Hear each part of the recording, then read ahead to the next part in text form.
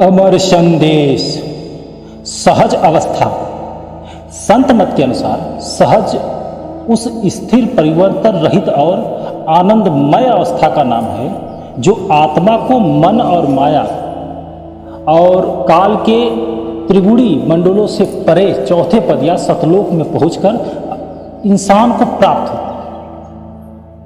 महात्माओं ने उसके बारे में कहा कि त्रिलोकी तक की रचना को 3 गुणों वाली रचना कहा जाता है और उसके परे मंडल को चौथा लोक कहा जाता है। दूसरा रूहानी मंडल मन का निजी घर है।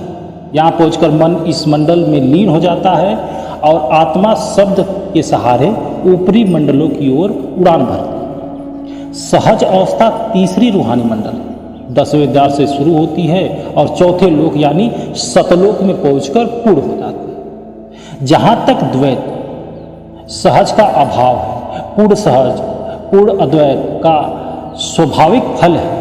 जब आत्मा सतलोक में पहुंचकर सत्पुरुष में लीन हो जाती है तो उसकी इस अवस्था को पूर्ण अद्वैत और पूर्ण सहज रूप प्रदर्शित होता है और इसी को अद्वैत कहते हैं। इस अवस्था में सत्य के साक्षात्कार ज्ञान और प्रकाश के कारण सभी संशय और भ्रम दूर हो जाते हैं, द्वैत मिट जाती है और जीव समदर्शी हो जाता है। वह अमर आनंद की ऐसी निश्चल अवस्था प्राप्त कर लेता है जो सुख दुख से परे हो। पूर्ण ज्ञान और पूर्ण आनंद की यह अवस्था किसी विरले गुरुमुख को प्राप्त होती है। सहज व अद्भुत आध्यात्मिक अवस्था जिसे शब्दों में बयान नहीं किया जा सकता।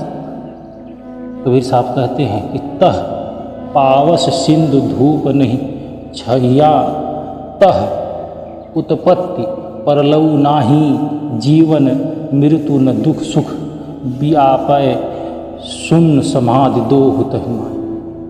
अब इशारा करते हैं कि सहज अवस्था को शब्दों में बयान नहीं किया जा सकता, यह असंभव है। ये 5 तत्व तीनों गुणों से उत्पत्त और प्रलय, जीवन और मृत्यु, सुख और दुख, इन सबसे परे है। यह परिवर्तन मृत्यु तथा विनाश के परे है।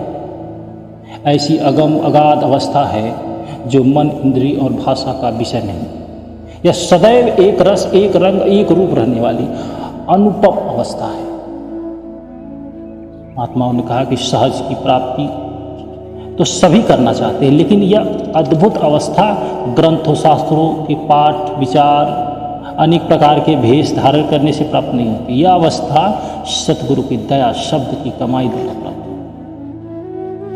इसके अलावा कोई ऐसी वस्तु नहीं बनी, कोई ऐसा तीर्थ धर्म ग्रंथ नहीं बना जिसको अपना लेने से, जहाँ चले जाने से यह अवस्था की प्राप्ति हो सकती। यह अवस्था जब प्राप्त होती है जीव धन्य हो जाता है।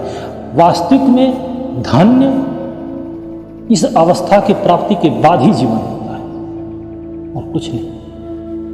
जय गुरुदेव।